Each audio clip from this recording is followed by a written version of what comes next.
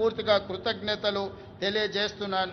అదేవిధంగా హైదరాబాద్ నగరంలో ఈ పక్క నుంచి వెళ్తున్న మెట్రో మీరు అందరూ చూస్తున్నారు. ఆనాడు కీర్తిశేషులు జైపాల్ రెడ్డి గారు పట్టణాభివృద్ధి శాఖ మంత్రిగా ఉన్నప్పుడు డాక్టర్ వైఎస్ రాజశేఖర రెడ్డి గారు ముఖ్యమంత్రిగా ఈ మెట్రోను మన హైదరాబాద్ నగరానికి పరిచయం చేసిండ్రు. ఆనాడు దేశంలోనే 2వ స్థానంలో ఉండే ఈ 12-13 ఏళ్ళు మెట్రో విస్తరించకపోవడం వల్ల 9వ స్థానానికి హైదరాబాదు నగరం పడిపోయింది.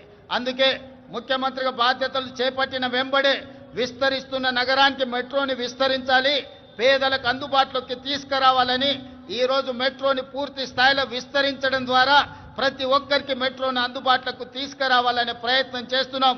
తొందరలోనే మెట్రో విస్తరణ పనులను కూడా ప్రారంభించుకోబోతున్నామని మీకు అందరికీ చాలా సంతోషంతో తెలియజేస్తున్నాను మిత్రులారా.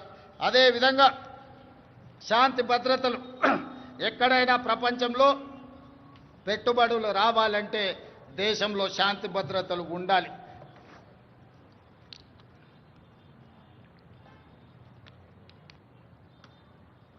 శాంతి భద్రతలు లేని దేశానికి పెట్టుబడులు రావు. అందుకే ఈరోజు హైదరాబాద్ నగరాన్ని, తెలంగాణను దేశంలోనే నెంబర్ 1గా తీర్చిదిద్దిన పోలీసింగ్ వ్యవస్థ ఈరోజు మనకు ఉన్నది. కేంద్ర ప్రభుత్వమే నిర్వహించిన సర్వేలలో తెలంగాణ రాష్ట్ర పోలీసులు అత్యంత పకడ్బందీ శాంతి భద్రతలను కాపాడడంలో దేశంలోనే మన మొదటి స్థానంలో నిలబడ్డాం.